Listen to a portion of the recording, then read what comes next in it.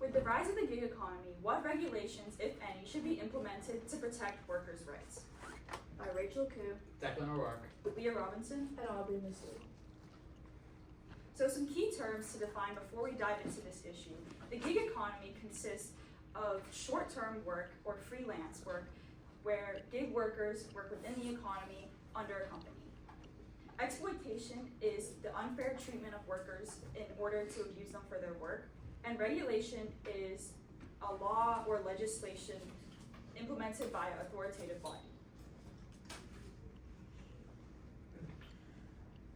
The gig economy has boomed in the past decade.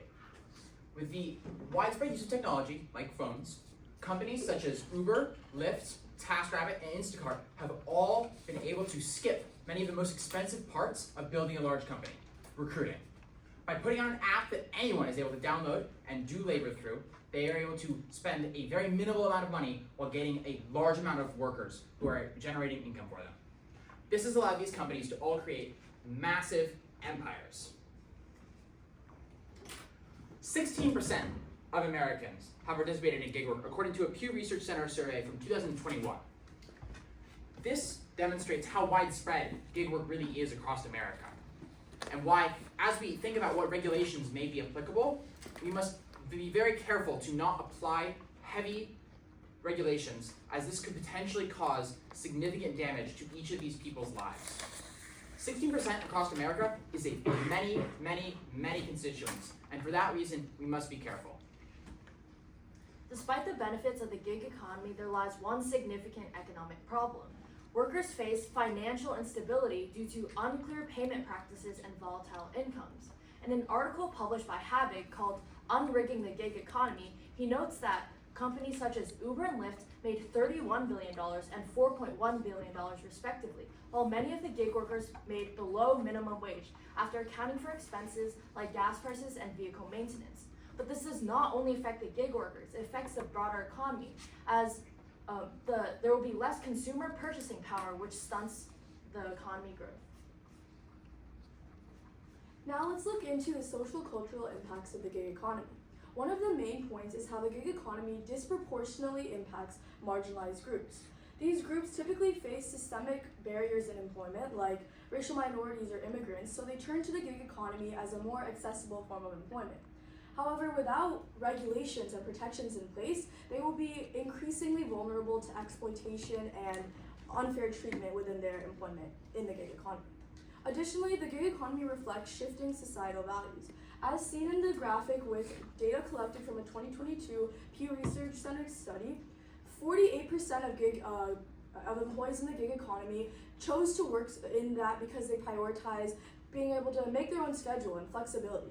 On the other hand, 52% prioritized covering money gaps in terms of their traditional employment, which shows that even though there currently is still more individuals in the gig economy as a way to cover income gaps, the number is only rising in terms of employees who are choosing this path as a way to increase their own flexibility.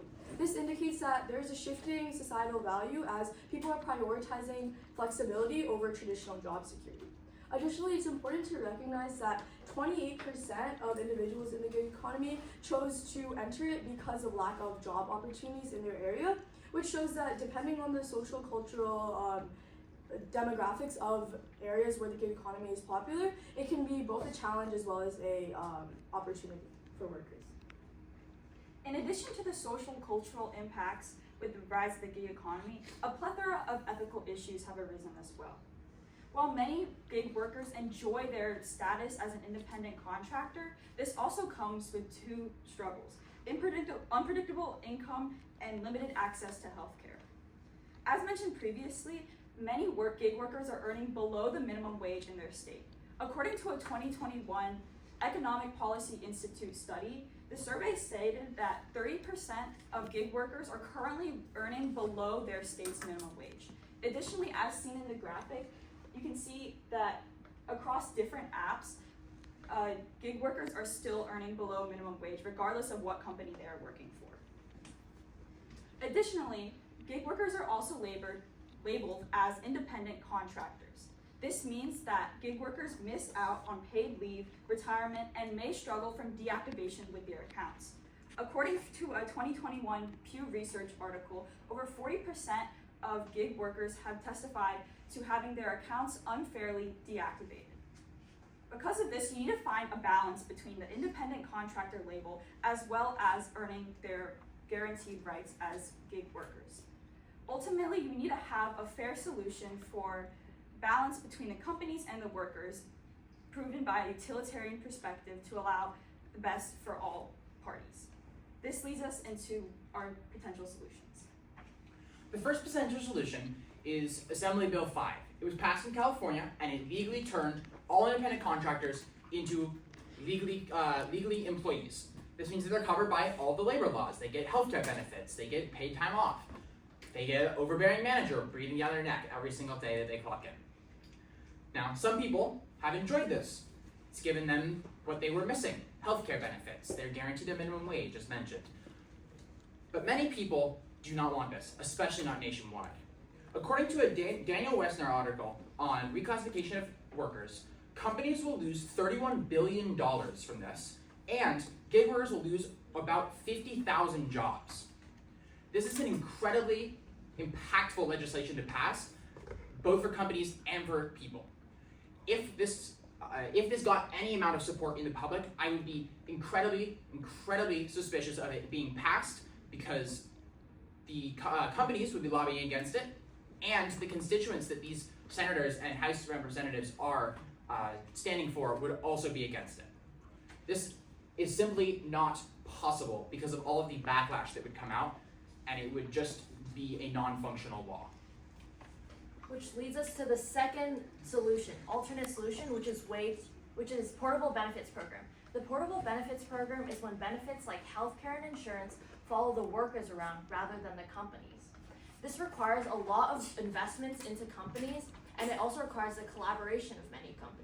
However, according to an article by Palavici called "The Consequences of Restricting Independent Work in the Gig Economy," it has been implemented in the DoorDash pilot program and the Ghent model in Belgium, where workers get their benefits through a union membership.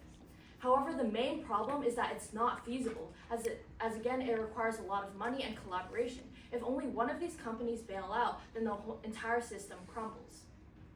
It also does not have the bipartisan support, and it does not have support from the industry or legislators, according to Alex Reuter in his article, Gig Work and the Fourth Industrial Revolution, which leads me to my third solution. Our third and most effective solution is the wage transparency program. Wage transparency needs companies to disclose payment information before the worker takes on the jobs. And in an article called Proposal in Regulating the New Gig Economy by Riley, she notes that the trucking industry has already implemented a similar program, and it has provided stability for trucking workers, and it has also built trust between the companies and their workers, which also increases worker productivity, which can increase revenue for the companies, which benefits both parties. However, why this solution is the best is because it's feasible to implement, and it has bipartisan support, according to an article by Rosenfield and Dennis called The Power of Transparency. It also requires the least structural changes and the least investment of money.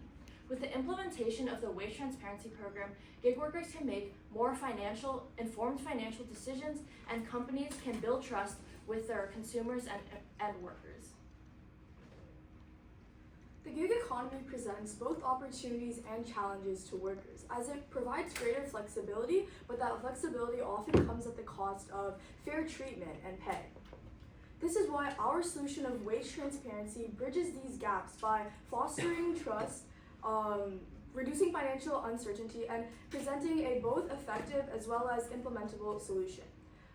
With the gig economy expected to only continue growing, it's vital that we implement some sort of regulation and solution to prevent workers from being taken advantage of and make sure that they face equitable and fair treatment in their gig economy employment. Thank you.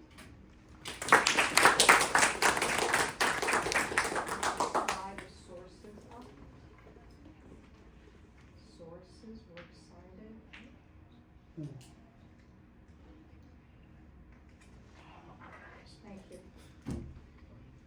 All right, began that, and I'll start first, Rachel. You began by telling us all about the gig workers, and you said they have flexibility, and they like making their own hours, and they like being independent contractors. You haven't told us why the companies like it. Why do they? The companies like Uber and DoorDash like this because they're able to, like, it's part of what attracts workers to their company in the first place, like the fact that they can choose their own hours. Why and does the company like having this? You're just telling me a gig worker likes having flexibility. Why does the company like it? Can anyone on the team answer that one? Money. Companies save a lot of money by employing almost exclusively independent contractors, as they don't have to cover things like healthcare benefits. And they only take a small portion of the fees that you're paying to the driver during this time. And companies don't have to pay payroll tax to independent contractors, which saves them a lot of money. It's also a lack of commitment, okay? Now I'll pick on you. You talked about this backlash, and you kept saying there's a lot of backlash. Who is the backlash from, and why is it? And you didn't elaborate, you were very vague. The backlash is from both companies and from the workers themselves. Be precise. Companies will, like I said, companies will lose $31 billion in income, which is Based on that solution, why is that solution so financially disastrous? actually going back to the previous question you asked us, it's because they would have to pay for things like benefits, and they would have to pay payroll tax to the government, and those are all things that companies don't want to do because they're expensive. And the backlash on the other side? A lot of them would lose their jobs because of this increased amount of responsibility for the companies. Companies don't want this responsibility, and if they are going to have to pay an extra amount of money, they're going to cut all of the least productive workers. Alright, so if they've got to pay more, they'll cut their staff. Okay, Rachel. How has the content of the team presentation changed as a result of your group discussions? As a result of the group discussions, we decided to focus more on, on the first part, we decided to focus less from heavy regulation of the gig economy, which we were thinking about first, and we realized that it would be very detrimental, and we focused on finding a more in-between solution that would best benefit both parties. So you focus more on the solution? Yeah. Okay. And my friend over there. What's an example of a compelling argument from one of your peers' individual reports that you excluded? Or means you left out? I would say that from Rachel's report on the economic lens, mostly with our solutions, we talked more about finding the balance between the workers' rights as well as the company's ability to remain their status as a gig company. What I learned from Rachel's report was that the companies, there's a lot of reasons why these companies shouldn't have to provide healthcare and benefits.